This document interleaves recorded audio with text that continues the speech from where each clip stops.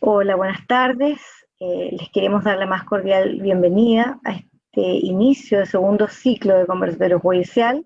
Estamos muy contentos del trabajo que logramos realizar el año pasado con radiografía judicial al proceso penal.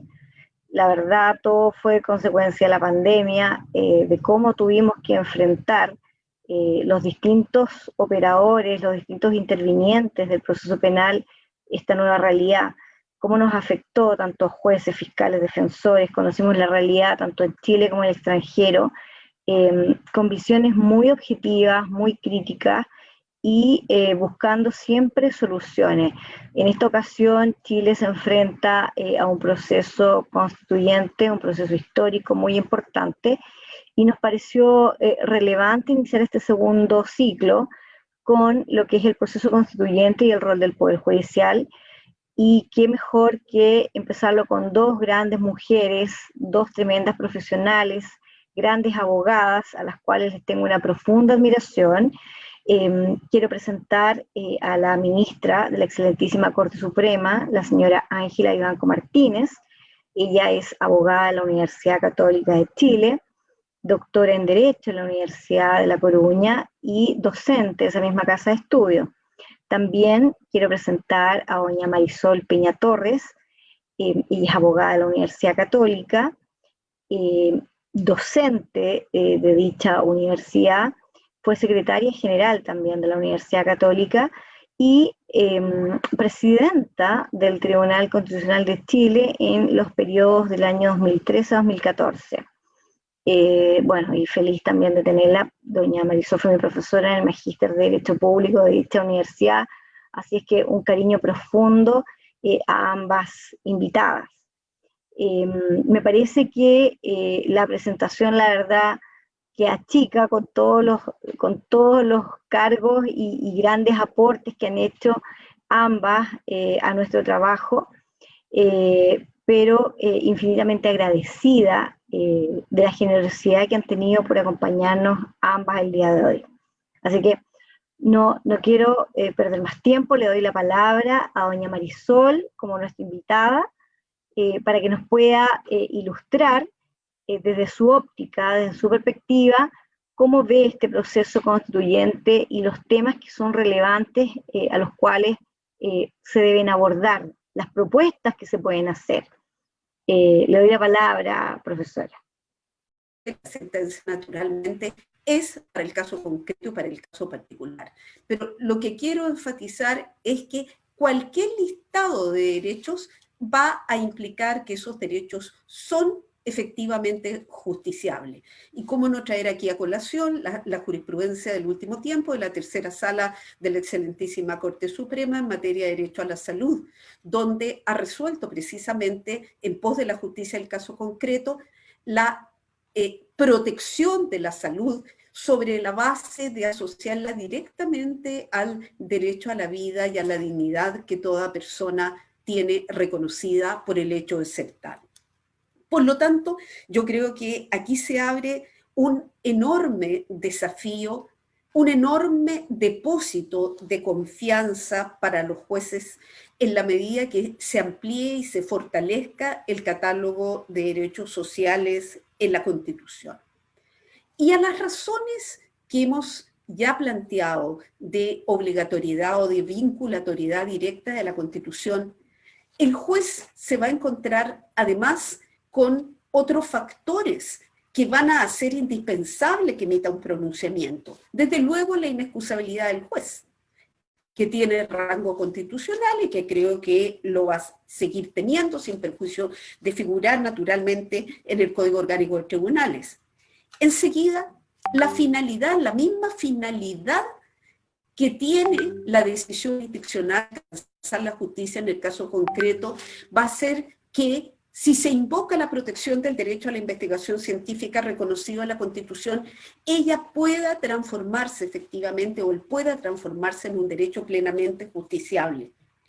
Y aquí nos vamos acercando, ¿verdad?, a un problema que es bien complejo, porque por un lado nos encontramos con los bajos índices estadísticos de apoyo o de sustento a la actividad jurisdiccional, pero sucede que los jueces ya en los últimos años se han venido enfrentando inexorablemente, diría yo, a la necesidad de suplir la omisión o la ineficiencia legislativa en materia de políticas públicas.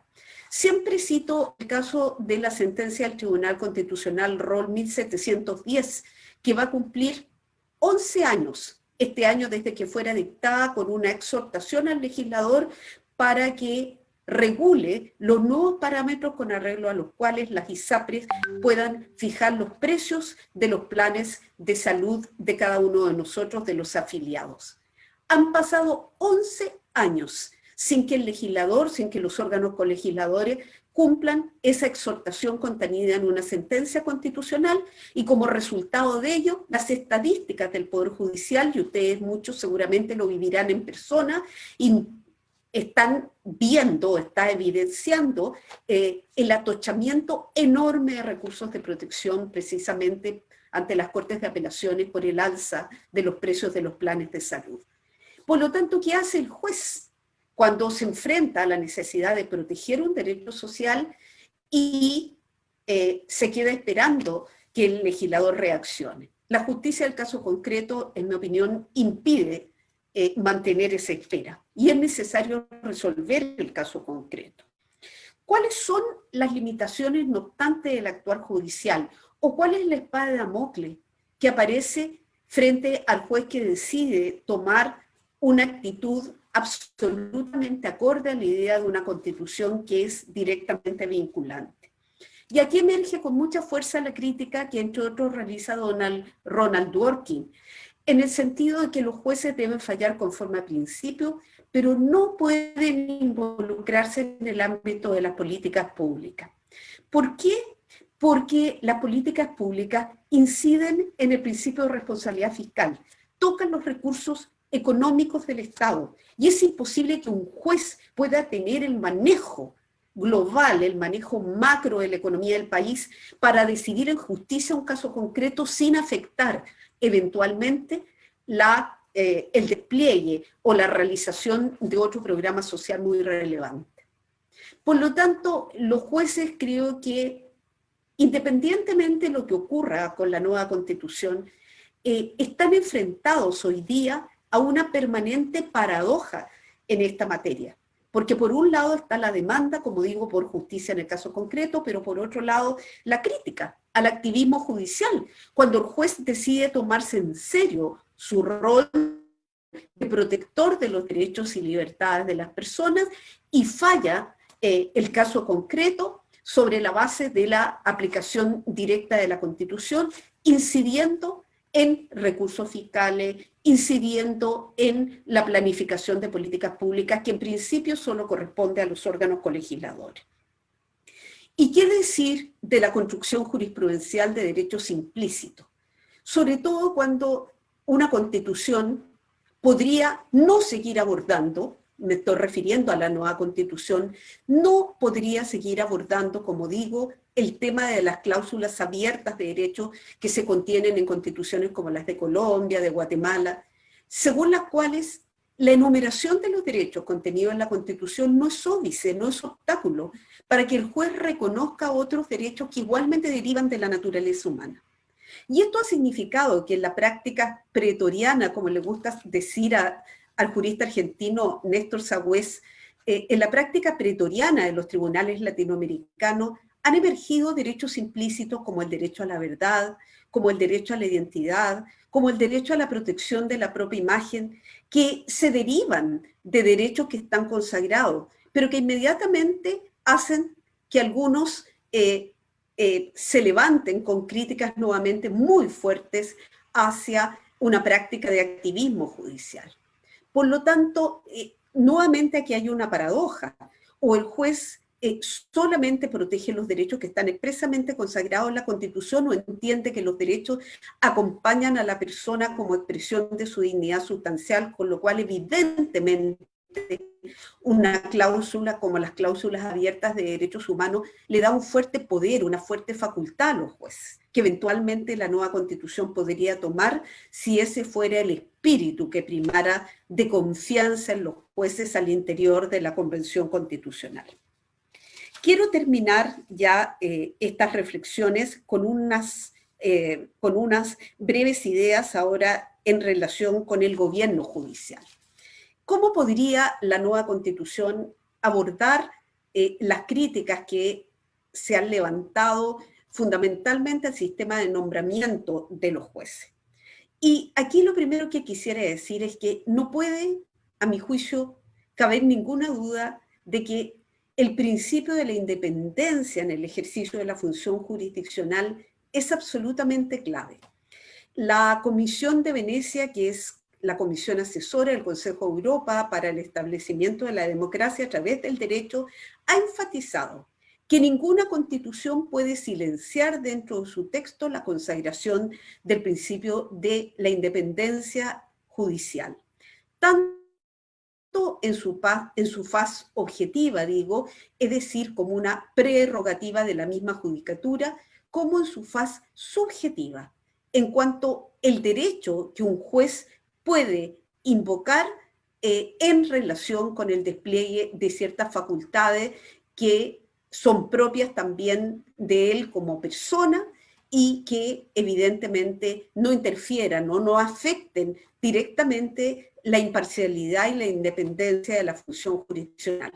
En ese sentido, solo evoco la importancia que tiene la sentencia de la Corte Interamericana de Derechos Humanos, sentencia reciente de agosto de 2020, en el caso del juez Daniel Urrutia, en este sentido, separando el derecho a la libertad de expresión vertido en un trabajo académico de lo que podría ser digamos, una expresión que de alguna manera vulnerara el ejercicio mismo de la función jurisdiccional en su independencia y en su imparcialidad.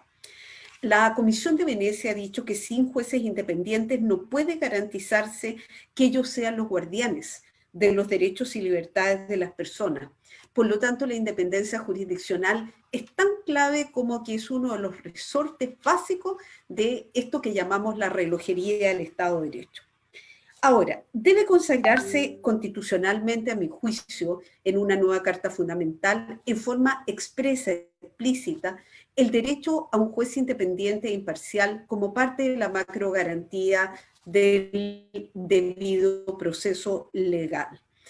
Sabemos que el derecho al debido proceso está consagrado en términos muy amplio y que se quiso por los gestores de esta carta dejar su expresión a la evolución tanto doctrinal como jurisprudencial. Pero todo aconseja, de la mano incluso el derecho internacional de los derechos humanos, que este derecho tenga una consagración absolutamente expresa en la Constitución como parte de lo que hoy día es el artículo 19, número 3, y como complemento del valor de la independencia judicial que hoy día se recoge en el artículo 76 de la Carta actual. Por otro lado, desde el punto de vista de la independencia objetiva, me parece que esta sería la gran oportunidad para consagrar constitucionalmente la idea de que el Poder Judicial goce de un presupuesto propio dentro de la estructura del manejo fiscal del Estado, consagrando ya no solamente su independencia funcional, sino que además su independencia económica, como lo han reiterado los presidentes de la Corte Suprema a lo largo de los años sin que se haya podido materializar. Creo que esta es una gran oportunidad.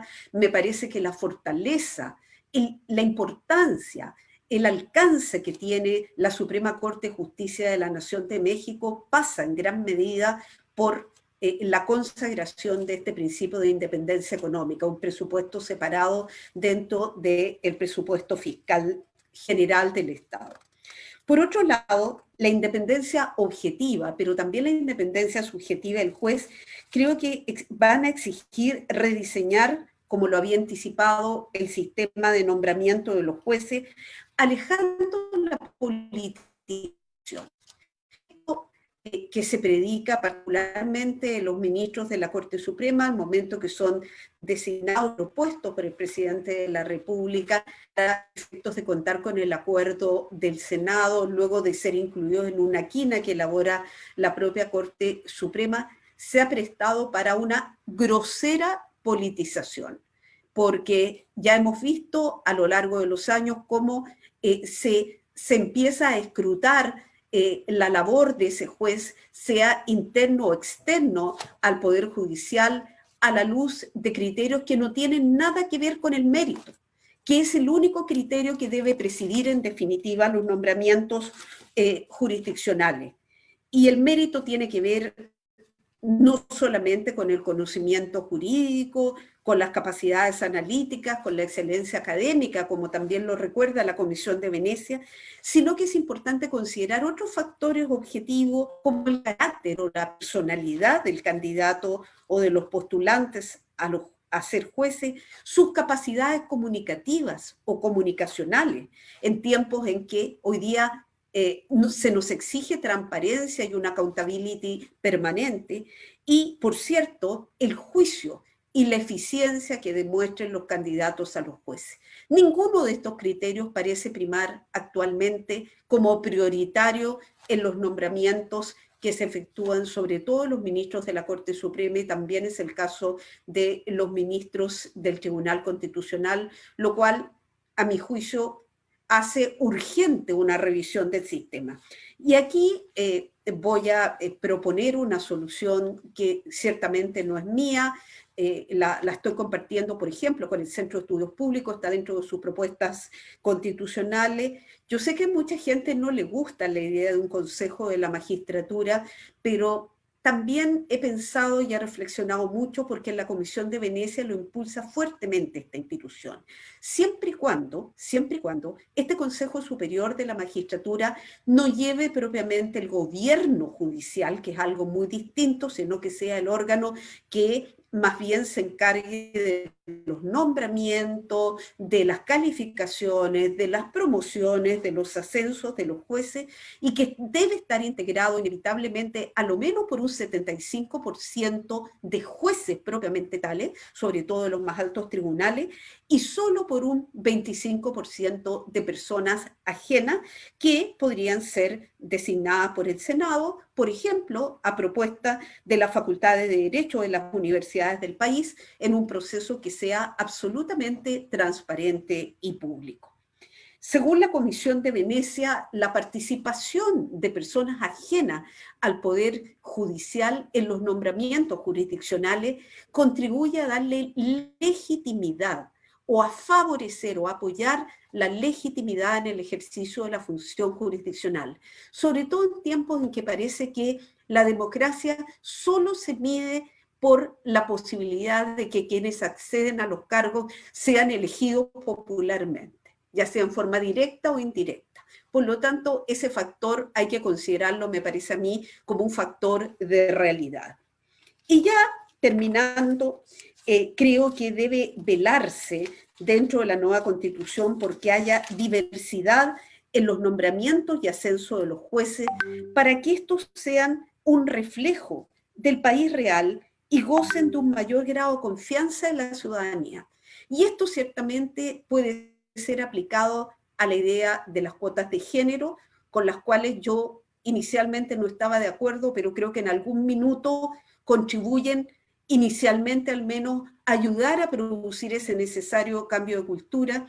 Y otra idea sería precisamente la incorporación de jueces que provinieran de otros sectores de la sociedad, como son los pueblos originarios, como son los discapacitados, dando la sensación de que los jueces realmente representan a la sociedad misma, lo cual puede incidir en un aumento de la confianza en ello. Termino con el principio de responsabilidad de los jueces, que también es un principio constitucional que creo que se debe preservar. Y aquí, siendo muy específica, me parece que hay que decidir si se mantiene la acusación constitucional por notable abandono de deberes contra los magistrados de los tribunales superiores de justicia, que ciertamente es una causal tremendamente abierta y que ha ocasionado históricamente la tentación de ser utilizada para la revisión de decisiones propiamente jurisdiccionales, lo cual impacta negativamente en la prevalencia del principio de la independencia judicial. Por lo tanto, o se revisa la causal de notable abandono de deberes manteniéndola como causal de acusación constitucional, pero en términos de que precisemos cuáles son los deberes constitucionales que un juez podría infringir, para que hablemos propiamente de una responsabilidad constitucional y no solamente de una responsabilidad disciplinaria o estatutaria. Y además, la doctrina comparada sugiere que desde el punto de vista de la responsabilidad disciplinaria es conveniente que las decisiones disciplinarias que se adoptan al interior del Poder Judicial puedan ser revisados por algún órgano externo a él, sobre todo cuando puedan verse afectados los derechos fundamentales. Debo decirles que cuando integré el Tribunal Constitucional me tocó procesos que tenían por objeto impugnar autos acordados de los tribunales superiores de justicia en materia disciplinaria de los jueces, que eran verdaderos recursos de amparo encubierto, porque lo que se estaba alegando era la vulneración de derechos fundamentales del juez en cuanto persona, ya sea desde el punto de vista del derecho a defensa, del derecho a la prueba, del derecho a una decisión motivada, en fin. En buenas cuentas, lo que quiero decir que la nueva Constitución se va a tener que hacer cargo, me parece, de un tema inevitable en las democracias constitucionales contemporáneas, que es el amparo contra las decisiones judiciales que puedan eventualmente afectar derechos fundamentales. Y por último, algo que eventualmente les va a gustar a los que son jueces, que viene el derecho comparado, esto lo he tomado de la Constitución polaca. Se garantiza constitucionalmente, me parece muy importante, que la remuneración de los jueces como principio debe ser una acorde a la dignidad del cargo y al nivel de sus responsabilidades. Y ustedes dirán, ¿y esto por qué tendría que tener rango constitucional y no legal? Porque ya se ha visto en muchos casos, en muchos países, que cuando las cosas se ponen feas desde el punto de vista de la vigencia del Estado de Derecho, y los jueces ejercen su labor de control en amparo de los derechos fundamentales, los poderes ejecutivos suelen pasarle la cuenta rebajando la remuneración de los jueces. La Comisión de Venecia tiene muchos pronunciamientos en este sentido. A mí misma me tocó participar en uno de ellos y me convencí que cuando el principio queda consignado en la Constitución, podemos salvaguardar la dignidad y la independencia del juez de mejor forma. Perdonen lo largo, pero el tema era muy extenso y muy complejo, pero aquí me quedo para dejarle ahora todo el resto del tiempo a la ministra Ángela Vivanco. Muchas gracias. Gracias, Vania. Muchas gracias, profe. La verdad, una exposición brillante. ¿Qué quiere que le diga? Yo comparto todo lo que ha planteado. Bueno, yo como juez tengo mi opinión personal en relación a lo que es el sistema de gobierno judicial y a lo que es el sistema, el régimen, nuestro régimen disciplinario. Así que la verdad también comparto plenamente lo que he dicho. Creo que es absolutamente necesario. Hoy día nosotros nos regulamos por el Acta 108, pero conozco muy de cerca todo lo que fue el proceso y las causas que se presentaron en el Tribunal Constitucional respecto de colegas que efectivamente son prácticamente amparos ante el tribunal y que, bueno, son unos fallos muy interesantes. Y bueno, y ojo que gracias a eso tenemos el Acta 108, que mejoró sustancialmente lo que era nuestro sistema, nuestro régimen disciplinario, aun cuando queda todavía, ¿cierto?, un elemento muy importante que fue marcado por el sistema inquisitivo que tuvimos. Yo creo que eso todavía está muy presente, por lo menos en lo que estoy hablando en materia disciplinaria. Todo lo que está señalado, la confianza, profesora Marisol, la verdad, yo creo que todos los que ejercemos la función jurisdiccional queremos que la ciudadanía pueda tener confianza en los jueces y en el Poder Judicial. Yo creo que eso es un trabajo diario, pero las cifras, bueno, siempre dicen lo contrario, y uno queda con una sensación de desazón. Así que, bueno, más adelante vamos a abrir el debate, vamos a dar espacio para las preguntas. Quiero presentarles a Andrea González, antes de dar paso a la ministra Vivanco. Está Andrea González, quien ella, ustedes saben, los que han participado anteriormente, ella ve las preguntas en el chat. Le queremos pedir que los que tengan preguntas, quieran hacer alguna intervención, se inscriban en el chat que tenemos acá en el Zoom. También se reciben las preguntas que puedan hacerse vía Facebook o por YouTube, ya que estamos transmitiendo por YouTube. Y una vez que termine la ministra su exposición, le vamos a dar la palabra a los que quieran hacer preguntas. Pero sí les pedimos que se inscriban para poder organizar el tiempo, ¿ya? No sé, Andrea, si quieres agregar algo más tú. Estás sin audio, Andrea, no te escucho. ¿Sí? Ahí sí. Ya, solo Me quedo para agradecer nomás la dejarle ahora participación de todo todos el resto del quienes vinieron y tiempo por a supuesto la invitarlos a hacer ministra las preguntas Ángela a través del Vivanco. chat. Yo voy a estar atenta con eso. Así que muchas gracias y le damos paso a la ministra. Ministra Vivanco, bueno, ya la había presentado, agradecida de que esté con nosotros, Gracias, la verdad, gracias, agradecida de la Bárbara. generosidad que han tenido ambas de participar, así que le doy la palabra para este conversatorio. Tantas ocasiones y tantos años hemos tenido la oportunidad de encontrarnos en la vida académica, en jornadas profesionales y en tantas cosas. Ella como gran estudiosa y además una persona comprometida con el derecho. Solamente tener palabras de admiración para toda tu trayectoria, Marisol, y un agrado encontrarnos hoy acá, convocadas por este tema tan bonito, y por Vania, que ha sido tan gentil y cariñosa en invitarnos. Bueno, después de los saludos preliminares, me gustaría hacer alguna referencia desde mi perspectiva o mi visión como miembro de la Corte Suprema y también con mi experiencia académica, sin que por ello lo que voy a decir sea en absoluto en representación de la Corte Suprema. Como ustedes lo saben, la Corte Suprema tiene su propio documento a propósito del proceso constituyente, donde hizo presente más que una posición, más bien los temas que la Corte Suprema estima que sería del caso y sería conveniente tratar. Yo comparto, por supuesto, y participé en ese debate, y en consecuencia hago mío ese documento, pero lo que voy a decir a continuación tiene que ver con mi visión del tema, que por supuesto es una visión personal y que como visión personal tiene su propia subjetividad. Bueno, creo yo que un primer tema que nosotros tenemos que tener presente desde el punto de vista de nuestra función de jueces es que sin duda la función de juez no es una función que vaya a captar grandes popularidades. No los capta porque se resuelva lo que se resuelva. Por supuesto que hay quienes no quedan conformes o quienes de alguna manera tienen críticas a los fallos judiciales. Y de ese punto de vista basta consultar redes sociales, cada vez que se saca un fallo hay gente que lo aprueba, otra gente que lo rechaza.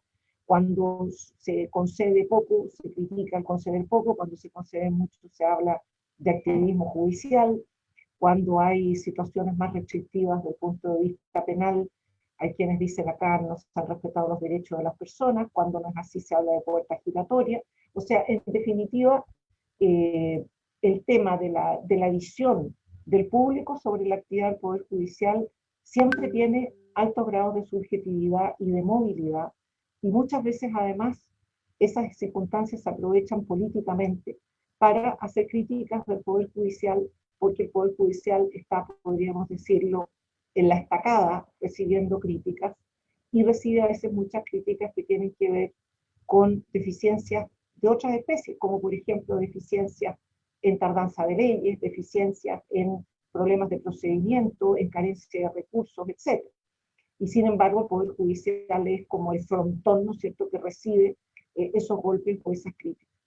Y por eso es que la función de juez es una función que tiene no solamente una complejidad técnica y jurídica, sino que también tiene una complejidad valórica y demanda y requiere tener una gran resistencia del punto de vista de las opiniones que se generan.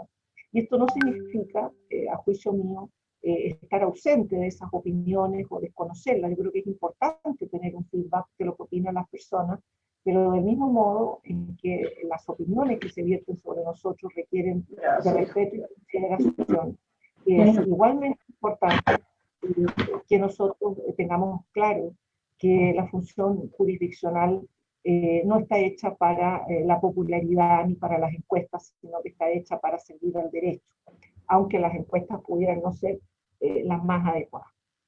misma cosa sucede con quienes postulamos, ¿cierto?, a los cargos judiciales, particularmente quienes como yo hemos tenido la posibilidad de postular desde afuera. Comentaba Marisol los cuestionamientos que uno en este tipo de candidaturas recibe. Cuestionamientos que a veces son extremadamente superfluos, ¿no? Porque las cosas tienen que ver con imágenes, con pantallazos, con momentos, y no se hacen cargo a veces de cuál ha sido la vida jurisdiccional de un juez que, por ejemplo, postula a la Corte Suprema, o en el caso de un ministro externo, cuál ha sido su vida a lo largo de muchos años de carrera. Y por eso yo creo que en ese sentido, también eso hay que tomarlo como una forma, ¿no es cierto?, una manera de que exista escrutinio y de que también se viertan a veces,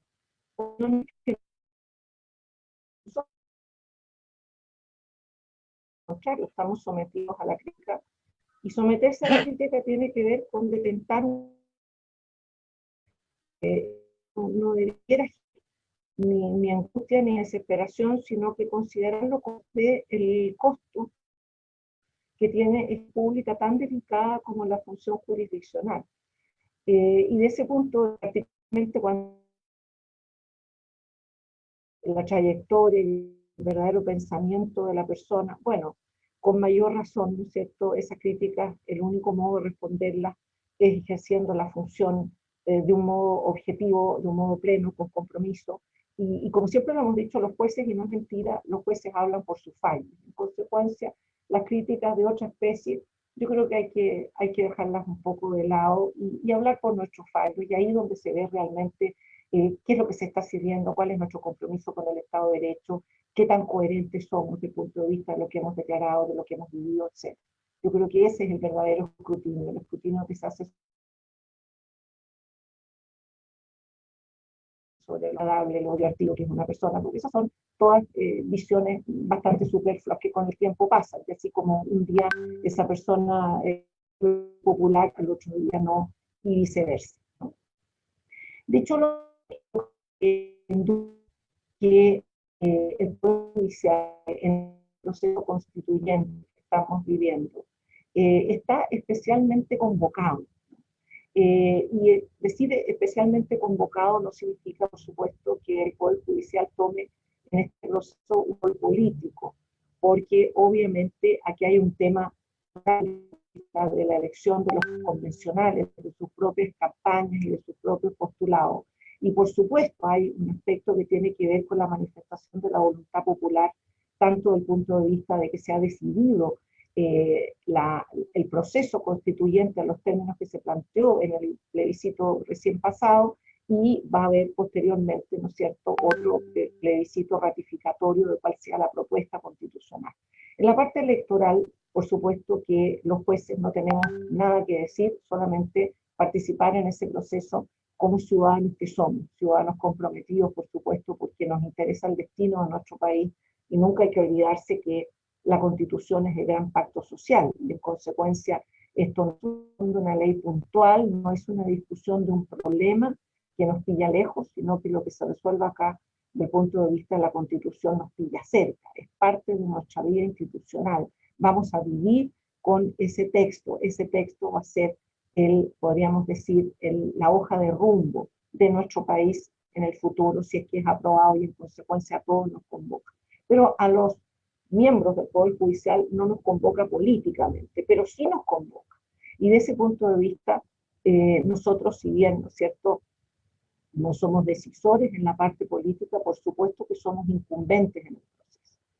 Ahora, ¿por qué, a mi juicio, se ha dado esta situación de que estemos planteando la existencia de una nueva constitución? Por supuesto, ya Marisol comentaba el tema, ¿no es cierto?, del cuestionamiento de la legitimidad de origen de la Constitución del 80, que fue un largo tema de una gran discusión y que de alguna manera se dejó un tiempo de lado, sobre todo de la mano de las muchas reformas que la propia Constitución de 1980 ha tenido. Entonces, parecía que se había de alguna manera satisfecho esa inquietud, e incluso, ¿no es cierto?, si ustedes recuerdan el discurso del presidente Lagos cuando se hizo la gran reforma del año 2005, fue un discurso proclive a considerar que tan había sido relevante esa reforma que estábamos casi en presencia de una constitución nueva, ¿no? Y en ese momento ese discurso fue bien recibido. En consecuencia, el tema, si bien tiene una data histórica, más bien es un tema que yo diría su verdadero y más fuerte fundamento se arraiga más bien en el presente que en el pasado, ¿no? ¿Y cuáles son las razones por las cuales hoy en el presente estamos sometidos a este proceso? Bueno, varias cosas. Primero, nosotros como país hemos evolucionado y tenemos conciencia participativa mucho más fuerte que lo que existió antes. Y en consecuencia la votación por las autoridades que habitualmente nosotros hacemos, presidente, parlamentario, cores, alcaldes, concejales, etcétera, ya parece no ser suficiente para de alguna manera realizar el imperativo nuestro de participar en todos aquellos aspectos que son importantes en la vida nacional y de ese punto de vista, por supuesto, que hoy como comunidad sentimos la necesidad de poder participar a propósito de comentar, debatir, hacer una controversia y crítica, pero en el buen sentido, respecto a cómo, qué es, para qué sirve, cuáles son los objetivos de nuestra Constitución. Y ese es un postulado más nuevo, eso es una visión de un país que ha ido cambiando y evolucionando, tiene que ver con el ejercicio de la soberanía, ¿no?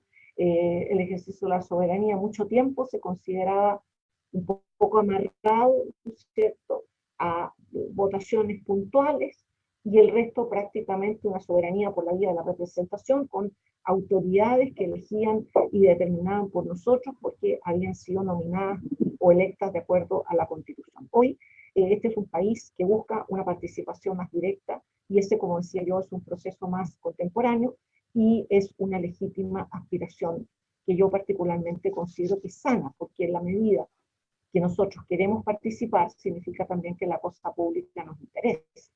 Y si nos interesa la cosa pública, significa que también estamos dispuestos a hacernos responsables por la cosa pública, ¿no? Y el tema de no estoy ni ahí, que se acuerdan ustedes, se decía años atrás a propósito de la juventud, por ejemplo, yo creo que eso ha ido quedando en el pasado. Hoy por hoy estamos aquí, ¿no? Y ese es un cambio que a mí me parece sustancial desde el punto de vista de la cultura jurídica. Ahora, además de eso, que obviamente tiene que ver con un proceso, con una realidad interna de nuestro país, también es muy importante tener presente que nuestra Constitución, particularmente en la parte de las garantías constitucionales, no así en la parte orgánica, en la parte dogmática, es una Constitución que tiene 50 años desde que se redactó. Y podríamos decir, las formas de remozar la Constitución no han sido efectivamente reformas constitucionales, porque las reformas constitucionales que ha habido sobre ese aspecto han sido muy pequeñas, muy circunscritas. Más bien, el remozar la Constitución, el darle un toque y una orientación de acuerdo a las necesidades contemporáneas que hoy aquí nos convocan, ha tenido que ver fundamentalmente con la jurisprudencia de los tribunales. Y de ese punto de vista nosotros estamos absolutamente enmayados y vinculados con lo que es hoy la Constitución como un texto vivo que se está interpretando constantemente, pero sobre todo a través de los fallos de los tribunales, porque el mismo texto de las garantías constitucionales, las modificaciones que ha tenido han sido mínimas. Se ha ingresado el tema de la protección de las bases de datos, se hizo una reforma años atrás estableciendo la igualdad del hombre y de la mujer ante la ley, que fue más bien un tema, yo diría, representativo, más que textual, porque ya el texto decía que todas las personas son iguales ante la ley. Son cosas más bien reducidas las que se han hecho en esta parte. Y de ese punto de vista, hoy los derechos de las personas, en cuanto a su cautela constitucional, en gran medida se ejercen de acuerdo a los parámetros que jurisdiccionalmente se han planteado. Y jurisdiccionalmente eso ha permitido, por ejemplo, que un instrumento más acotado, como era el recurso de protección, que está acotado a algunas garantías, ¿cierto?, de aquellas que señala el artículo 19, hoy impera del punto de vista de la protección de otras tantas garantías, pero gracias a una interpretación que ha usado garantías base como la igualdad, como la propiedad, como el derecho a la vida, para poder pronunciarse a propósito de esas garantías que no estaban cubiertas en materias educacionales, en materia de salud, en materia de previsión, etc., ¿no? Entonces, aquí nosotros hemos tenido una participación importante. Y de ese punto de vista, si nosotros pensamos en un proceso constituyente, a mí me parece que un punto que debiera quedar muy claro en cuanto al aporte del Poder Judicial de cara a este proceso, y que ojalá los convencionales lo tengan presente como un insumo valioso, es que aquí no se trata de tomar la Constitución y cambiarla por otra, sino que se trata de mejorar y evolucionar teniendo como base la experiencia que ha habido. Y esa experiencia, sobre todo, particularmente, está reflejada en los fallos de los tribunales. Y toda esa doctrina que emana de los fallos de los tribunales creo que es un insumo que yo diría que no podría dejarse de lado en un proceso como el constituyente, porque a mí me parece que en la perspectiva de lo que son las constituciones contemporáneas, si hay una nueva constitución en Chile, esa no va a ser una constitución extendida que tenga cientos de artículos, va a ser una constitución más bien minimalista, que va a tener aquello que es imprescindible que esté en la Constitución. Y para interpretar aquello que minimalistamente se diga, va a ser muy importante la clave de la experiencia jurisprudencial que ha habido ya con la Constitución que tenemos, y más aún si nosotros tenemos una Constitución, como yo les digo, con un texto remozado y actualizado. Entonces creo que uno de los puntos que nos convoca especialmente es poder participar en la sistematización de nuestra jurisprudencia, entregándola como un insumo para los convencionales, cosa que es un trabajo que ya se está haciendo en el Poder Judicial asociado con la inteligencia artificial, de tal manera de dar acceso a toda esa tremenda experiencia jurisprudencial que a mí me parece además que ha puesto la Constitución en, podríamos decir, en un estado de 2.0 desde el punto de vista de lo contemporáneo, ¿no? Es en la jurisprudencia de los tribunales donde han aparecido los derechos implícitos de los que hablaba Marisol, donde se ha hecho extensión de las garantías constitucionales, donde se han considerado principios que se han ido afiatando justamente de cara a esos fallos. Pensemos, por ejemplo, en la confianza legítima, que es un tema que se ha desarrollado constitucionalmente. Pensemos en todas las garantías asociadas con el debido proceso. Pensemos en el desarrollo que se ha hecho sobre las causales que justifican la nulidad de derecho público, ¿cierto?, de acuerdo al artículo 7º de la Constitución. Pensemos en la responsabilidad del Estado por falta de servicio. Todos esos temas han tenido un tremendo aporte desde el punto de vista del desarrollo jurisprudencial que creo que es conveniente y es del caso destacar. Ahora, desde el punto de vista del Poder Judicial mismo, yo creo que son tres elementos los que sería importante que se tengan a la vista cuando lo que refiere a los aspectos constitucionales del Poder Judicial se revise. El primero ya se ha dicho acá, ¿no? Es absolutamente indispensable contar con un Poder Judicial que sea auténtica y verdaderamente independiente. Y la independencia no solamente tiene que ver con funciones que no sean susceptibles de ser invadidas por otros poderes del Estado o por otros órganos, sino que también implica, y en esto coincido plenamente con Marisol, en el sentido de que también implica autonomía financiera. Cuando en definitiva, ¿no es cierto?, la subsistencia de un poder o la posibilidad de actuación eficiente de un poder depende de altibajos políticos desde el punto de vista del financiamiento, o depende de ir y venir, ¿no es cierto?, en que se mezcla o se confunde a los miembros del Poder Judicial con autoridades políticas, por supuesto que ahí tenemos una problemática desde el punto de vista de la independencia, y tenemos no solamente una problemática en cuanto a la independencia, sino que una dificultad de funcionamiento importante.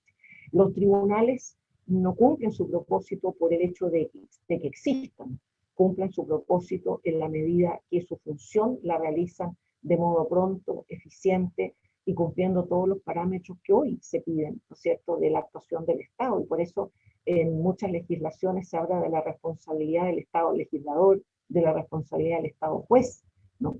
porque nosotros tenemos ese deber, nosotros no estamos para servirnos del punto de vista de nuestra propia actuación, estamos para servir a otros que llegan a representar y demandar sus intereses, ¿no es cierto?, y hacer valer sus requerimientos frente a tribunales, porque muchas veces otras fórmulas, ¿no es cierto?, de hacerlos valer o de obtener la satisfacción de sus necesidades son fórmulas que no cumplen su propósito o directamente no funcionan.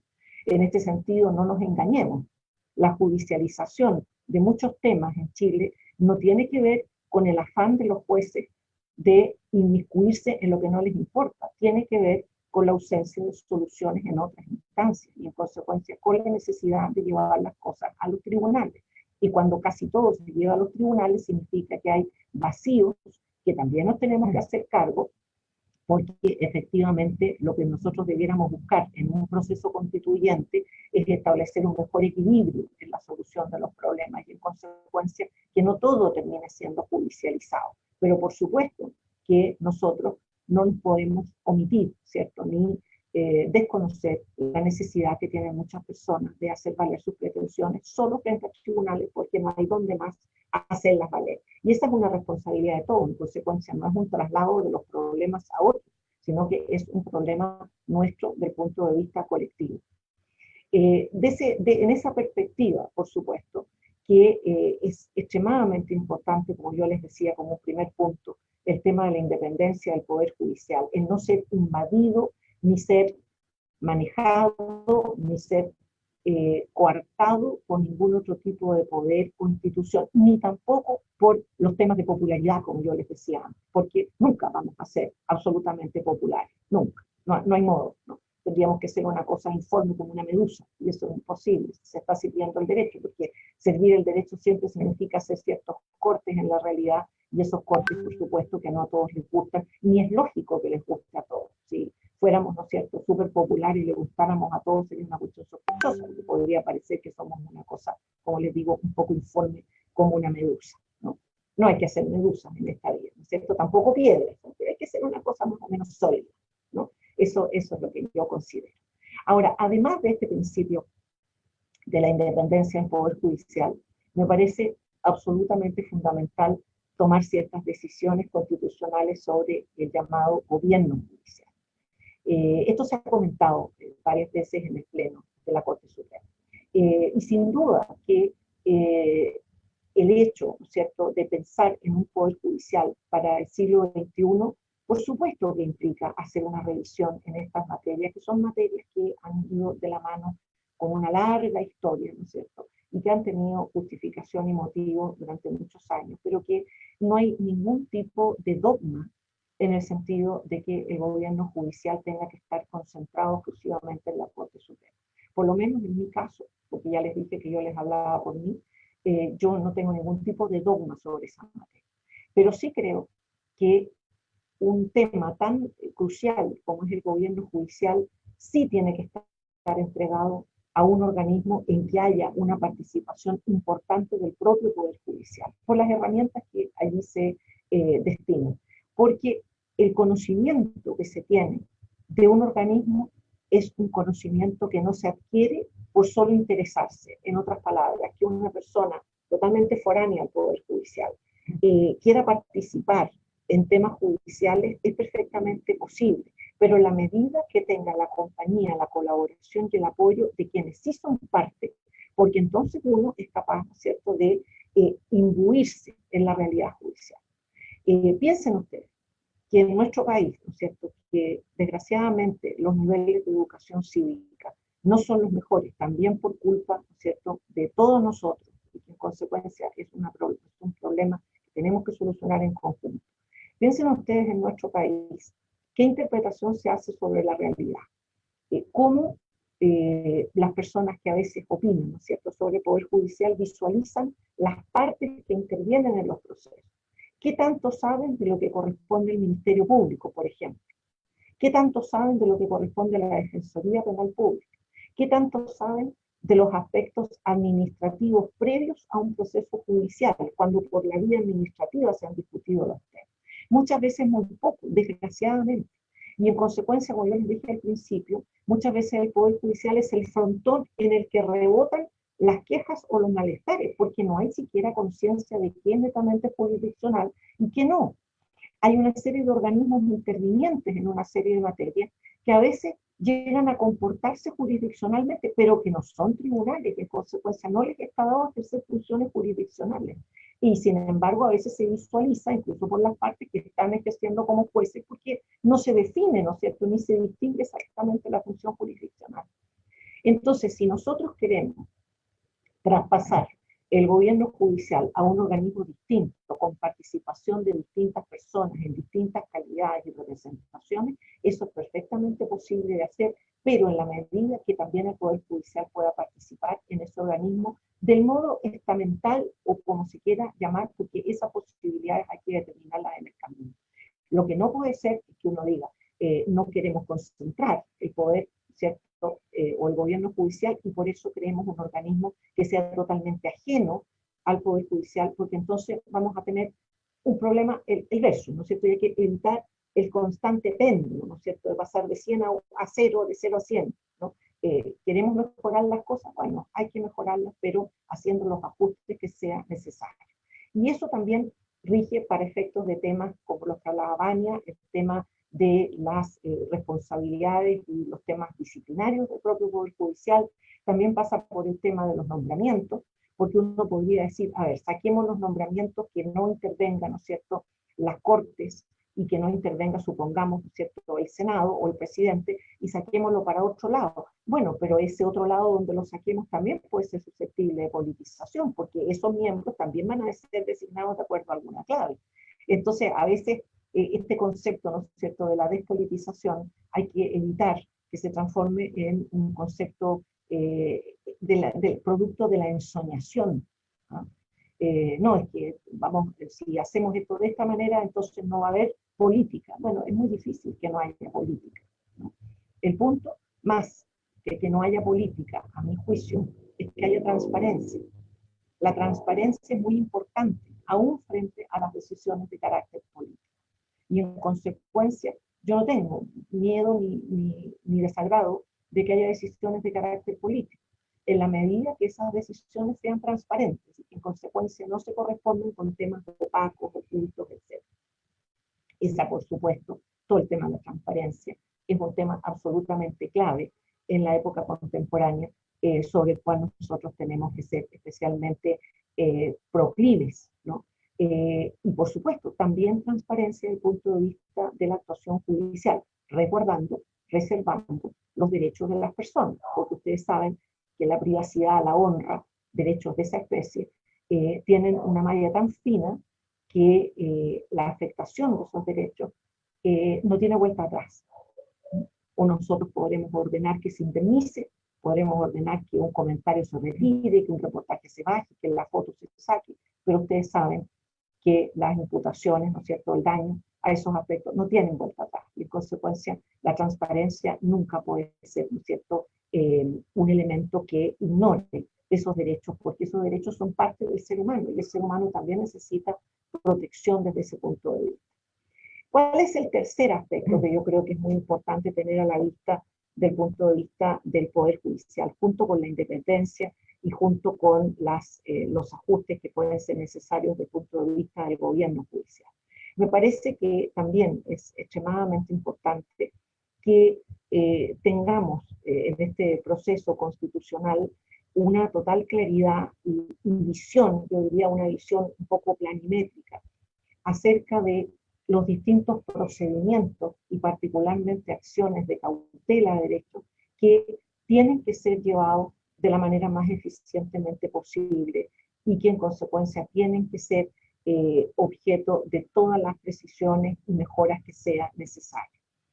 Nosotros hoy, esto se ha hecho muchas veces presente, pero nunca es malo tener la oportunidad de plantearlo. Hemos hecho gran hincapié, por ejemplo, en la unificación de los distintos procesos que desde la base administrativa terminan redundando en la intervención del Poder Judicial. No es posible que en unos se admitan unos recursos, en otros no, en unos tenemos unos plazos y en otros no, de tal manera que es un enjambre, que es un tremendo trabajo para los jueces y que a veces afecta los derechos de las personas porque creen que tienen que ir por la ley base, no van por la ley base, etc. Ustedes, como jueces, ¿no es cierto?, seguramente han vivido todos esos enredos, errores, etc. Hay que ir, ¿no es cierto?, a una unificación del punto de vista del procedimiento en esa materia, que me parece absolutamente fundamental. En cuanto a las acciones cautelares, por supuesto que también hay que hacer ajustes en las acciones cautelares, ¿no? Hablaba Marisol del tema de la justiciabilidad de los derechos y por supuesto el puro reconocimiento de los derechos tiene poco sentido, ¿no? o tiene poco objeto si no existen acciones para hacerlos valer frente a los tribunales, porque los derechos de las personas son muchas veces conculcados o afectados directa o indirectamente. Por darles un ejemplo, un tema que también se tendría que ver y revisar. Nosotros llevamos ya un año de estado de excepción en nuestro país. Por cierto, con la tremenda situación que ha significado la pandemia para todos nosotros, para nuestra familia, que hemos sobrado con grandes dificultades, pero hemos andando, ¿no es cierto?, pese a la pandemia. Tenemos un año de estado de excepción. Y si nosotros analizamos, ¿no es cierto?, los estados de excepción, que están construidos, por supuesto, con una mentalidad más antigua, en los estados de excepción hubo mucha preocupación por plazos, autoridades, por cuáles garantías se podían suspender o restringir y qué podían hacer los tribunales frente a eso. Eso está muy bien, pero resulta que ese es como un primer escalón, porque hay un segundo escalón, que es el escalón de la afectación de derechos por rebote. Cuando hay otros derechos que se afectan, que no tienen nada que ver con los derechos que están en ese catálogo en cuanto a eventuales restricciones o suspensiones, pero que se afectan exactamente igual. Ahora, antes de llegar a este conversatorio, veía un fallo español en que se consideraba que operaban los seguros por cierres o quiebras de negocio, en que se había producido estos quiebres o cierres por consecuencia de la cuarentena decretada en España, y operaban los seguros. Un tema muy interesante, ¿no es cierto? Un tema que nosotros estamos muy pobres todavía, ¿no? ¿Qué pasa con los derechos que se afectan sin la voluntad de hacerlo, sin recurrir a subterfugios, pero que necesariamente por rebote se afectan? ¿Qué es lo que pasa con los tratamientos médicos que no se han podido seguir? ¿Qué pasa con las personas que no se pudieron operar? ¿Qué pasa con los negocios que fueron a la quiebra? ¿Qué pasa con las personas que su única fuente de trabajo no se puede desarrollar? Piensen, por ejemplo, en la situación de los músicos. Se habló hace poco a propósito de los temas de los restaurantes. ¿Qué pasa con los músicos? Que su trabajo es de aquellos trabajos que en este tiempo, ¿no es cierto?, está absolutamente limitado. Bueno, esos son temas interesantes, ¿no es cierto?, porque evidentemente cuando se decreta un estado de excepción, se toman todas las medidas necesarias para resguardar los bienes jurídicos que están en la primera línea del riesgo, la vida, la salud, etc. Pero hay otros derechos, ¿no es cierto?, que quedan por el camino. Y desde ese punto de vista, los estados de excepción son un ejemplo de situaciones en que a mí me parece que los sistemas cautelares que prevé la Constitución tienen que revisarse. Y tienen que revisarse de cara a tres elementos que voy a dejar planteados. Uno, tienen que revisarse respecto del resto de las garantías. Están hoy limitados algunas garantías con la salvedad que ya hice sobre la jurisprudencia que ha ido incorporando esas garantías. ¿Deben las acciones cautelares referirse a todas las garantías? ¿O hay algunas, ¿cierto?, que vamos a considerar tan limitadas que solamente las vamos a dejar a procedimientos de tipo legal y además de lato conocimiento, que se pueden demorar muchos años? Primer punto. Segundo punto, ¿qué pasa con los derechos que están contemplados en tratados internacionales? Hay una enormidad de derechos contemplados en estos tratados que no tienen reflejo en la Constitución. Tampoco tenemos una norma de incorporación automática a los tratados internacionales. Nosotros tenemos el artículo 5 de la Constitución, en el sentido de decir que los derechos esenciales están garantizados en la Constitución y en los tratados internacionales, ratificados por pero esto significa que esos derechos tienen una protección efectiva o más bien nosotros tenemos que colgarnos de alguna garantía de la propia Constitución para darles protección. Tema no menor, ¿no? Y por otro lado, un viejo tema de procedimiento, pero que no es un tema menor. Fíjense, por ejemplo, en el caso del recurso de protección, que la Constitución hace presente que el recurso de protección procede sin perjuicio de otros derechos. ¿Cómo se vinculan esas situaciones? ¿Sí?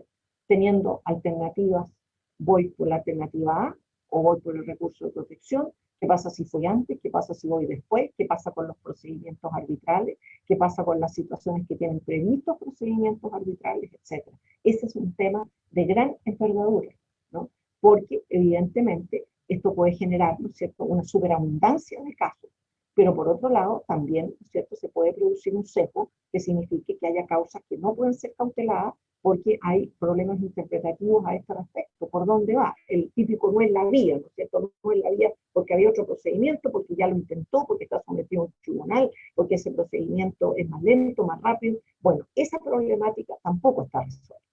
Y creo yo que una de las claves y una de las grandes bases de que el Poder Judicial pueda cumplir su propósito de cara a los derechos fundamentales es específicamente poder hacer cargo de la cautela de esos derechos, particularmente, como todos lo sabemos, la cautela de esos derechos en personas que no resisten la espera o que no resisten los procedimientos ordinarios porque no tienen los medios para resistirlo o porque necesitan una cautela urgente y en consecuencia no pueden dejar el tiempo pasar, ¿no es cierto?, mientras buscan esa protección.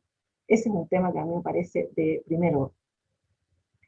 Además, ¿cierto?, y sin perjuicio de lo que hemos dicho, otros elementos que me parece que sería importante que estuvieran en este proceso, ¿cierto?, constitucional, para ir terminando mi intervención.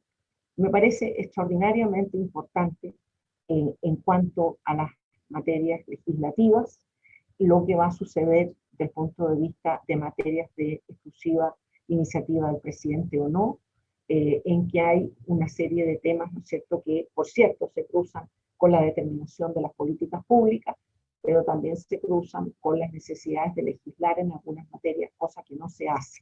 Hablaba Marisol del ejemplo de 11 años pendiente regular adecuadamente la salud privada, y así hay casos, ¿no es cierto?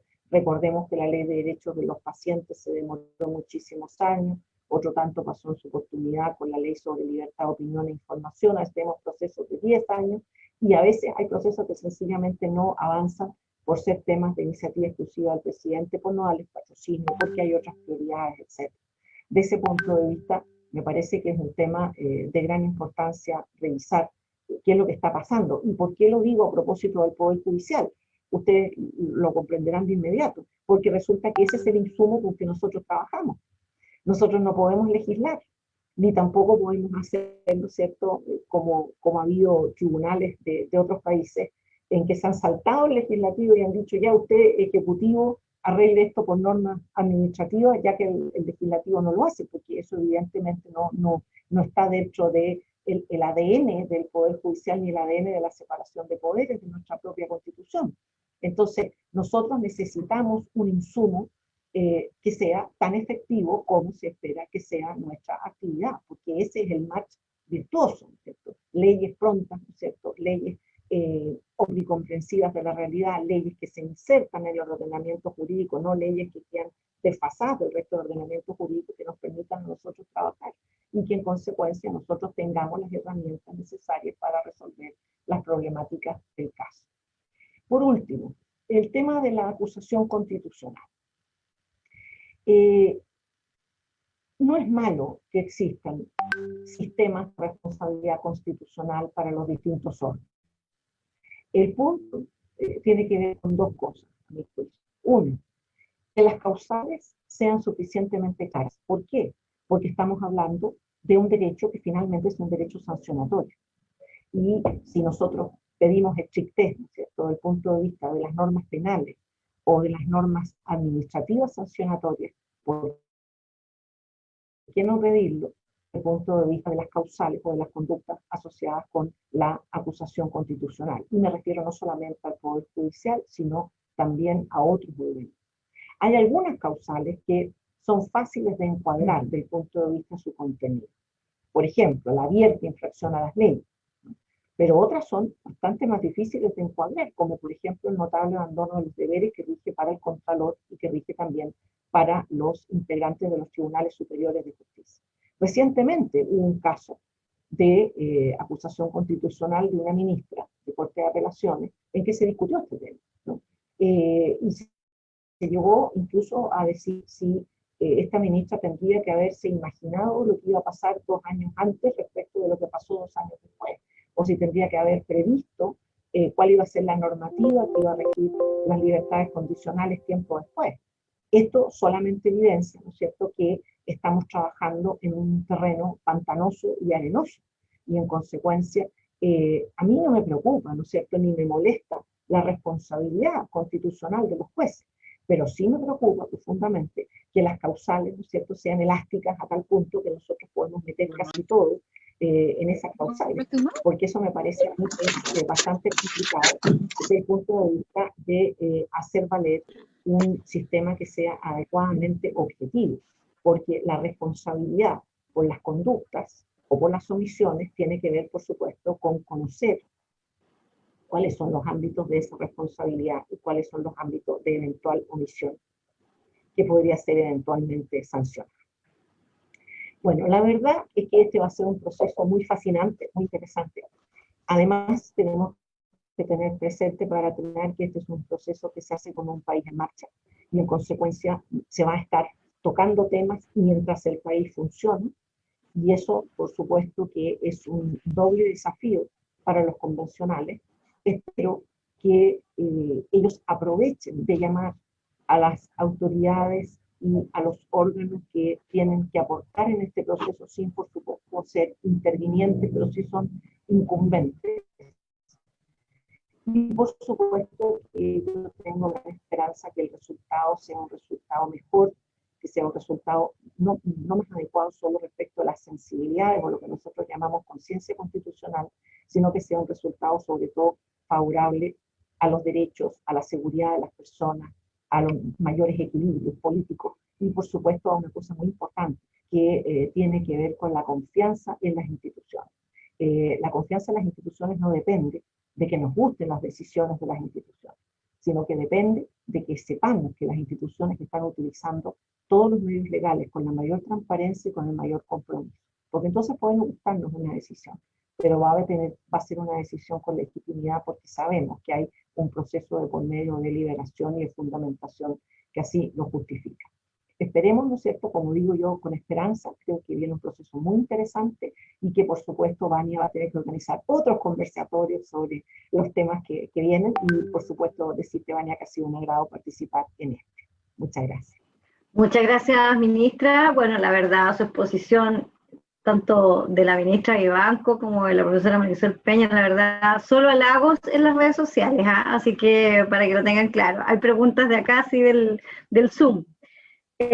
Bueno, a mí me parece sumamente interesante todo lo que plantea la ministra. Me parece que además de la jurisprudencia de la tercera sala, esto como una cosa muy personal también, me parece que ha sido fundamental en todo lo que es materia proteccional, en materia de amparo, responsabilidad del Estado, el tema del contencioso administrativo, que tiene una serie de procedimientos especiales, la verdad que es impresionante. Yo creo que ese es un tema, por lo menos a mí lo personal me interesa mucho, y lo que dice relación con la acusación constitucional, tal como lo mencionó la profesora Peña, ahí hay un factor que es fundamental y que es el tema de que cómo la política se cruza con la función jurisdiccional. Y eso es a mí lo que me preocupa, porque tal vez, claro, nosotros podemos decir, no nos preocupa asumir la responsabilidad, pero y las causales, como dice usted, efectivamente, estas causales tan elásticas, eso es sumamente peligroso, si es que nosotros estamos preocupados por la independencia judicial.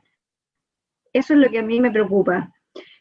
Ahora, antes de dar la palabra a las personas que van a hacer las consultas, porque Andrea se quedó sin audio, eso me acaba de avisar, así que hay una pregunta de la ministra de la Corte de Apelaciones de La Serena, doña Caroline Turner. Pero antes de dar la palabra a doña Caroline, quiero agradecer a nuestros patrocinadores, la verdad que han participado en este conversatorio, específicamente, y quiero dar las gracias al Instituto Panamericano de Derecho Procesal, estaba conectado don Hugo Boto, don Germán Benedetti, quiero dar las gracias, y además están presentes los miembros del Colegio de Peritos Profesionales de Chile, a través de la persona de su presidenta, doña Paulina Miller, está don Julio Bamonde, no quiero dejar a nadie fuera, a don Wilfredo Ledesma y a la doctora Carmen Cerda, a don Jaime Linker también. Entonces, la verdad, muy agradecida de la colaboración. Nosotros vamos a tener otros conversatorios también con el Colegio de Peritos, así que quería presentarlos a los asistentes, ¿ya? Y a las expositoras. Ahora le voy a dar la palabra a doña Carmen. No sé si le abrimos el audio, Andrea, por favor, a la ministra. Buenas tardes. Quería agradecer primero la invitación, Vania, y la oportunidad de escuchar tan destacada expositora.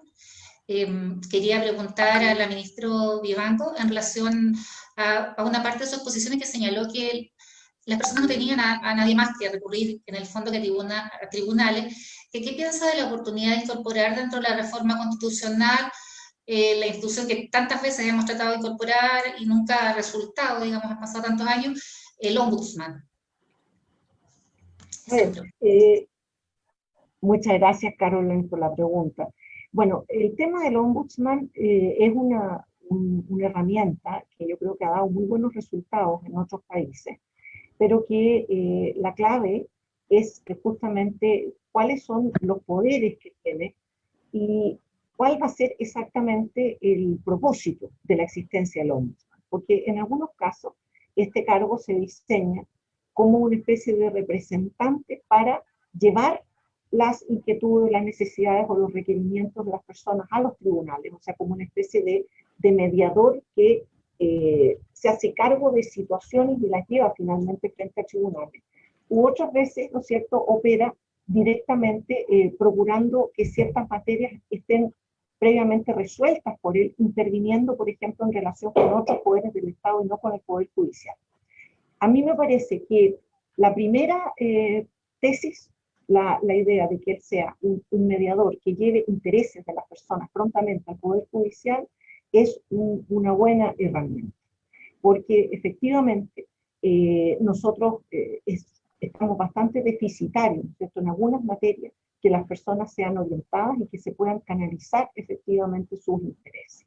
En consecuencia, esa institución yo creo que es absolutamente interesante de considerar su existencia y de alguna manera tenerlo como un representante destacado de personas que requieran una intermediación que finalmente conduzca a los tribunales de un modo más eficiente, seleccionando la herramienta, evitando las pérdidas de tiempo, evitando los errores en la herramienta, que es otra cosa que pasa mucho, ¿no? Nuestro derecho es complicado, es enrevesado.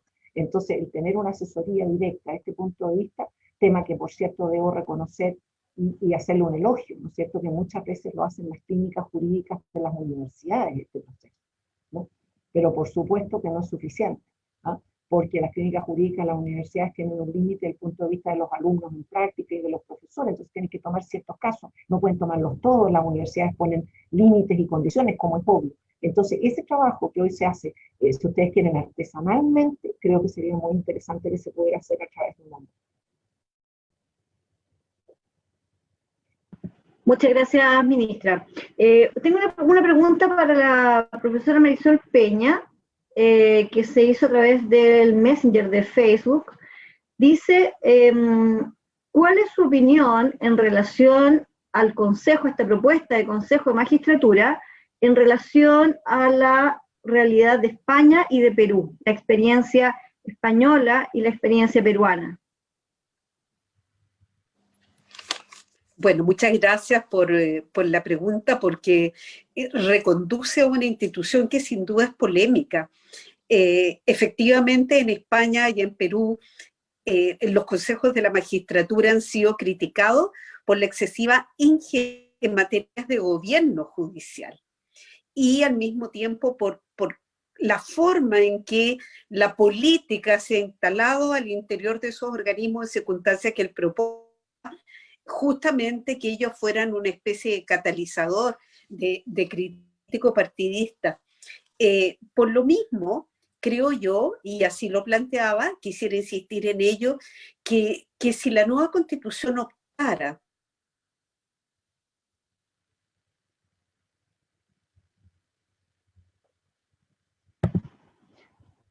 No sé si es el internet de la profesora Marisol Pérez, ¿no? ¿Sí? Ya. Vamos, le voy a avisar que ya estamos, no se escucha. Corporación administrativa del Poder Ahí Judicial. estoy yo. ¿Se escucha? No, que se cortó. un rato Sí, muda. se Ya, interrumpió.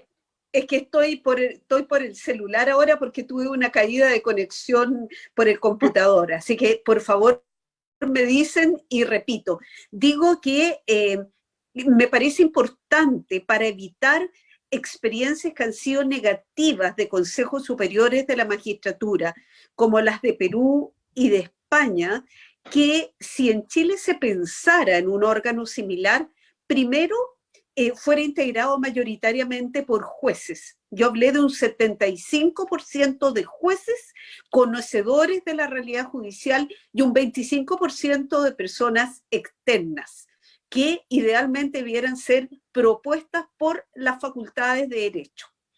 Me parece que eso sería una combinación muy interesante para evitar factores de politización, una combinación entre lo académico y lo netamente jurisdiccional. Y segundo, estaba diciendo que me parece que un Consejo Superior de la Magistratura, para hacerse cargo de las críticas que se han levantado contra esta mente en definiciones de política jurisdiccional. Y eso quisiera relevarlo porque es parte de la independencia en el ejercicio de la función jurisdiccional. Esto mismo que ha dicho la ministra Vivanco, el hecho que en estados de excepción, que en este caso ya se extiende por más de un año, se ha tenido que judicializar, o se ha judicializado la situación de personas afectadas en derechos muy importantes por la pandemia, pero que a lo mejor no están reconocidos expresamente. Imagínense lo que habría significado tener un Consejo Superior de la Magistratura que como criterio dijera, no, en estado de excepción los tribunales no se pueden pronunciar sobre situaciones que rayan en las políticas públicas que se están llevando a cabo para superar la pandemia. Me parece que eso sería impensable, sería nefasto.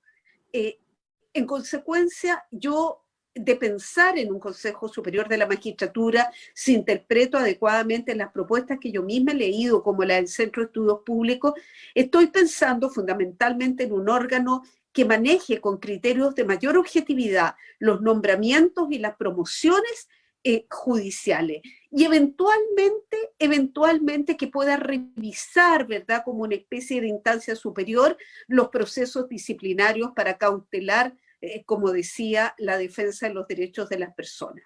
Pero ciertamente mi propuesta pasa por tomar lo mejor de los consejos superiores de la magistratura en el derecho comparado y evitar justamente todos los factores que han contribuido a su desprestigio.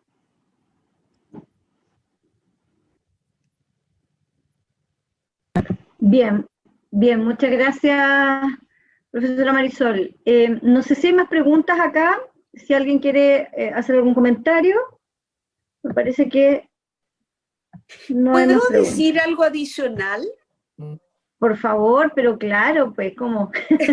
En realidad no me lo preguntaron a mí, pero me gustaría también decir algo muy breve respecto del ombudsman. Yo quisiera acompañar a la ministra Vivanco, por supuesto, con su opinión, y solo agregar que el establecimiento de los ombudsman tiene que ver con la cultura de cada pueblo. Y a mí me parece que en general, a pesar de que tú eres discípula, Vania, de quien entregó su vida, como el profesor Jorge Mario Quincio, a la necesidad de instituir el ombudsman en Chile, yo he llegado al convencimiento personal a esta altura de mi vida que nos falta cultura. ¿Por qué? Porque el ombuds tiene que ser un hombre o una mujer de tal prestigio que sea capaz de canalizar un conflicto a los tribunales cuando sea efectivamente justiciable, o bien de producir un arreglo entre las partes, es decir, de ser una suerte mediador.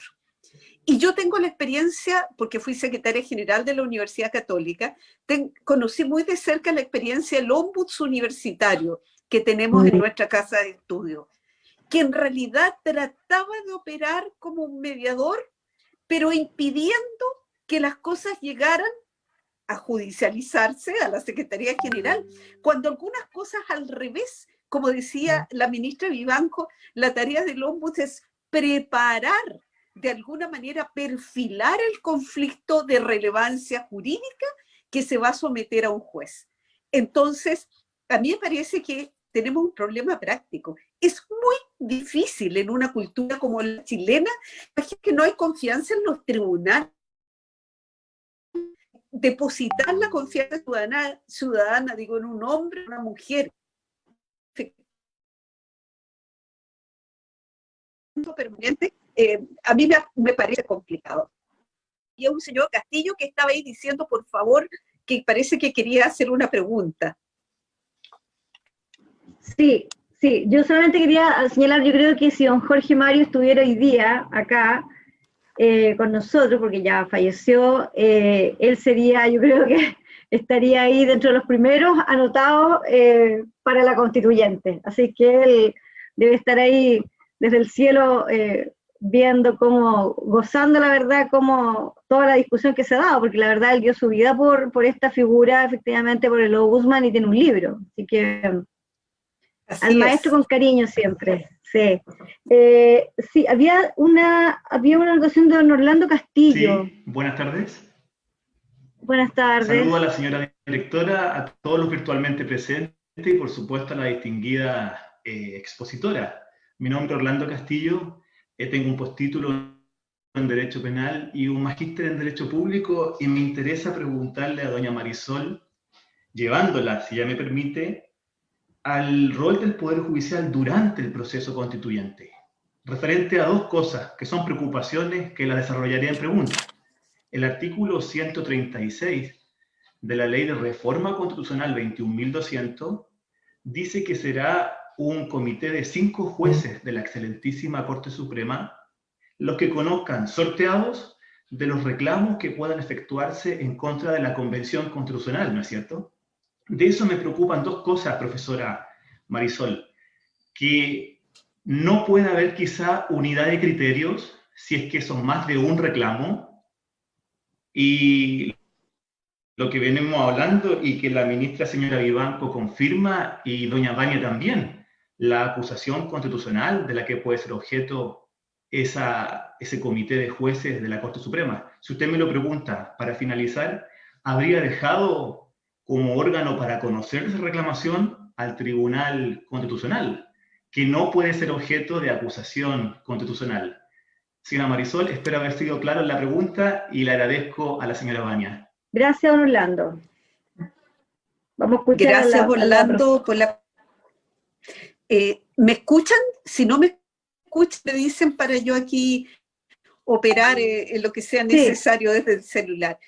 Bueno, le agradecí a Orlando por la pregunta, porque es una pregunta que ha ocupado, yo creo, esta de la cláusula de límites ha dado en llamarse, ¿verdad?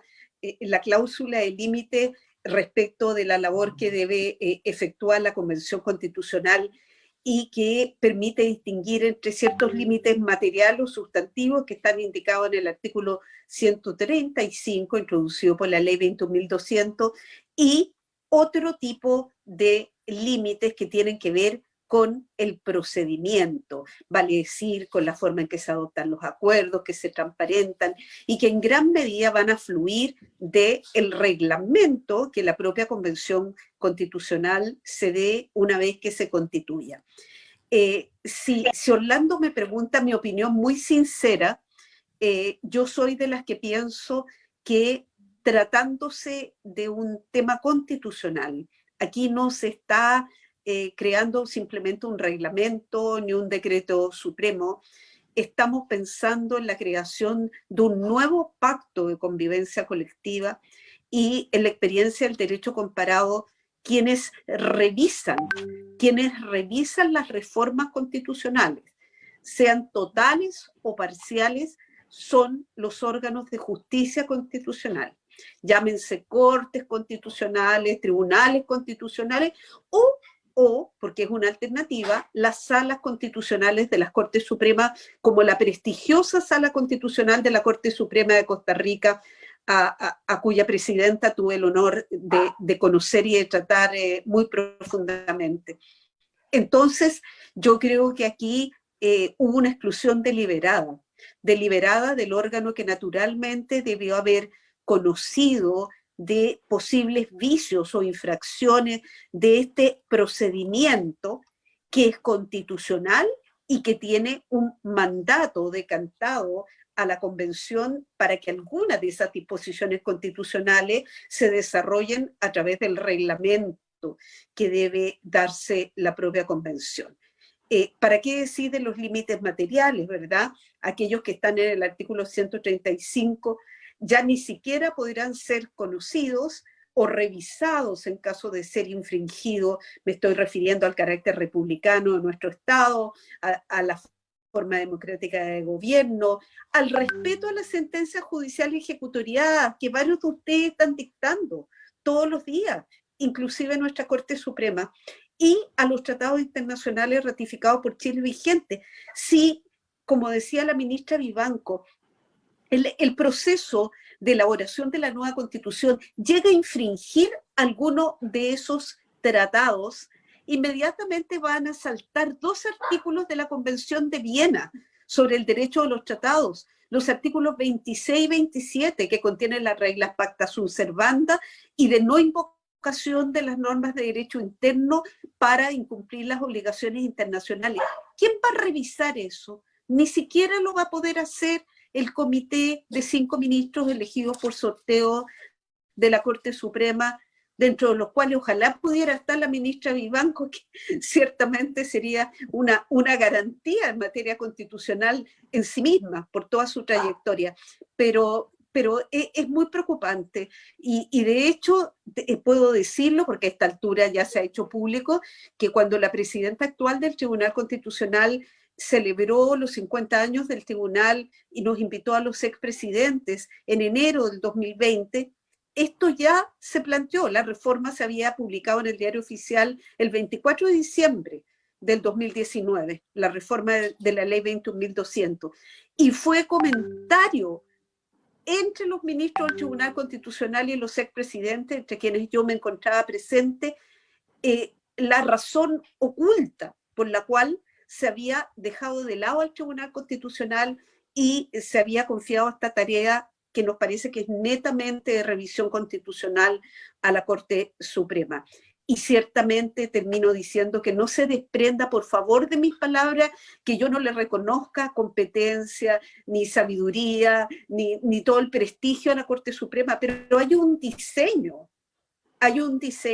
que ya sin haberse redactado la nueva Constitución, se quiso ir anticipando, a mi juicio. Gracias. Muchas gracias, profesora. Hay una última pregunta que le efectúa el ministro de la Corte de Apelaciones de Copiapó, que la hace por Facebook, don Antonio Ulloa. Esta pregunta va dirigida a ambas expositoras. Dice, me interesa saber la opinión de ambas expositoras sobre el principio de inamovilidad de los jueces en este proceso constituyente. Le doy la palabra a la ministra Vivanco y luego a la profesora Marisol Peña. Bueno, en primer término, como yo lo decía, si a nosotros nos preocupa la independencia del Poder Judicial, una de las condiciones de independencia del Poder Judicial justamente es la inamovilidad de los jueces, porque por independiente que sea un poder, si la permanencia de sus miembros es un tema, ¿cierto?, podríamos decir frágil, poca independencia se puede esperar, o por lo menos poca estabilidad desde el punto de vista de sus propias decisiones. En consecuencia, creo que ese es un punto muy importante a propósito de todos los que quieren hacer ingeniería en esta materia, ¿no es cierto?, de sacar, poner, agregar, establecer edades u otras cosas. Hay un tema ahí muy importante y justamente tiene que ver también con lo que yo mencionaba, en el sentido de que estamos pensando en un país en marcha y, entre otras cosas, el Poder Judicial es un poder en marcha. Entonces, empezar a discutir para el presente, ¿no es cierto?, para lo inmediato, cambios radicales, respecto de los mismos que están ejerciendo las funciones, es un tema complicado. Por supuesto que no va a faltar el que diga que pretender no ser tocado es un tema de privilegio. Últimamente todo se confunde con privilegios, ¿no? Los privilegios tienen que ver con tener situaciones injustificadas de mejor trato. El privilegio de la inamovilidad tiene que ver con, es en razón del cargo, lo mismo que la inviolabilidad parlamentaria, ¿no? Pero eso es un tema que y por eso muchas veces se habla con poco conocimiento sobre él. A mí me parece que si hay cambios relevantes en el Poder Judicial en esa materia, obviamente que tienen que ser cambios que rijan, ¿no es cierto?, hacia adelante y que permitan que el Poder Judicial siga funcionando adecuadamente y no interrumpa el proceso o que empiece a poner en riesgo, ¿no es cierto?, o en entredicho a los mismos que están ejerciendo funciones. Además, aún, si, como ya se mencionó antes, el propio Poder Judicial, en este caso la Corte Suprema, está encargada de resolver las problemáticas que pueden suceder en torno al famoso reglamento de los convencionales. Entonces, es cuando menos, ¿no es cierto?, desafortunado pensar que se va a estar resolviendo un tema que tiene que ver con el funcionamiento mismo de la convención cuando se está poniendo en riesgo, ¿no es cierto?, la inamovilidad de los miembros del Poder Judicial. Ahora, coincido yo, sobre punto, con Marisol en el sentido de que la razón por la cual no se incluyó a Tribunal Constitucional en esa área tiene que ver con el cuestionamiento de que ha sido objeto del Tribunal Constitucional. Estamos viviendo un momento de gran cuestionamiento al Tribunal Constitucional. Yo ya he dado mi opinión varias veces sobre este tema. Yo soy partidaria de que el Tribunal Constitucional exista, así que el cuestionamiento no va por el lado de mi opinión, pero sí es una realidad, y esta acusación que se hace del Tribunal Constitucional de ser una tercera cámara, etcétera, tiene que ver con no haberle confiado, entre otras cosas, esta problemática convencional. Ahora, yo no creo que en ese sentido hay inconveniente en que esa función la pueda desarrollar el Poder Judicial, porque si el Poder Judicial es capaz de ver temas constitucionales, justamente la tercera sala, como se ha mencionado, también es capaz de revisar qué tanto se cumple un reglamento que tiene que ver con el proceso constituyente. Pero eso sí, no puede ser, ¿no es cierto?, contra una moneda, en el sentido de que si hay decisiones que no gusten, entonces se plantee que sean, ¿no es cierto?, cesados los ministros, que sean acusados, etcétera. Esa es una problemática que no debiera surgir, porque uno podría decir, bueno, pero es que ellos no pueden ser independientes de todo, pero el tema de que surja la problemática sí tiene que ver con, de alguna manera, tender un manto de duda sobre el proceso. Eso es lo que tendría que evitarse. Todos los actores de este proceso no debieran estar en juego desde el punto de vista de sus cargos para poder ejercer sus funciones adecuadamente. Muchas gracias, ministra. Le doy la palabra a la profesora Marisol. Bueno, yo le diría al ministro que desde mi personal punto de vista, la inamovilidad y el proceso constituyente me preocupan en dos sentidos.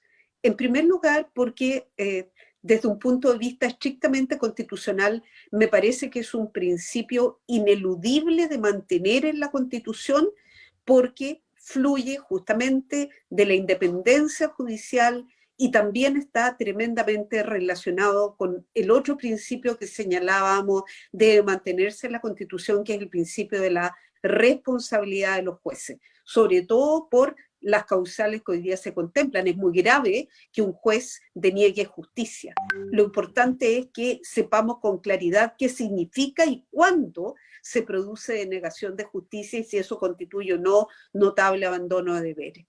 En consecuencia, el primer punto es que la inamovilidad debe estar presente en los términos que actualmente existe, es decir, el juez goza de inamovilidad en su cargo hasta la edad que se estime, y yo creo que ya con las expectativas de vida, ¿cómo sabemos si va a ser revisado el límite de los 75 años? Porque hemos conocido gente como el mismo profesor Jorge Mario Quincio, que ha aparecido aquí a colación, y otros grandes profesores de Derecho Público, Mario Verdugo, que también falleció hace relativamente poco tiempo, que a sus 90 años estaban perfectamente lúcidos. Entonces, yo creo que la edad, independientemente si sean 75, 80 o 85 años, debe ser siempre un límite, y el otro límite es, naturalmente, una causa legalmente sentenciada. Ahora, ¿qué me preocupa a mí? Me preocupa la inamovilidad de los jueces que, como decía la ministra Ángela Vivanco, puedan concurrir a proceso constituyente. Porque puede ser que la Asociación Nacional de Magistrados, por ejemplo, con justa razón, quiera hacer presente un punto de vista relacionado con principios relativos a la carrera jurisdiccional. ¿Podría significar eso, por ejemplo, que un grupo de personas le solicitara a la Corte Suprema en ejercicio de la facultad que tiene el presidente que declarara el mal comportamiento de esos jueces por estar criticando políticas vigentes? O sea, creo que tiene que haber algo que a mí me preocupa mucho dentro de la Convención Constitucional y que yo lo denomino, perdonen el término deportivo, pero creo que tiene que haber fair play. O, para decirlo en términos más simples, tiene que haber buena fe. No puede ser que, como decía la ministra Vivanco, si va una representación de la Corte Suprema o de la Asociación Nacional de Magistrados, o un juez a título individual, un juez de garantía, que haga presente los problemas prácticos que ha visto en la relación entre los fiscales y los jueces de garantía, que ameriten, ¿verdad?, elevar a lo mejor algunos de los principios del actual Código Procesal Penal a rango constitucional. No puede ser que haya represalias. Entonces, en ese sentido, ministro, le diría yo que la inamovilidad no solamente es un principio aspiracional que debe estar en la Constitución, sino que es algo que también debe vivirse como garantía durante el actual proceso constituyente. Bien, muchas gracias, profesora. La verdad han sido muy interesantes las exposiciones. Yo solamente tengo que agradecer, la verdad, la participación de la ministra Ángela Vivanco, la ministra, la profesora Marisol Peña, agradecer por su generosidad para esta actividad, en especial porque, bueno, yo sé que doña Marisol está de vacaciones, así que he tenido la generosidad de poder hacer una pausa en esta y poder participar de este conversatorio.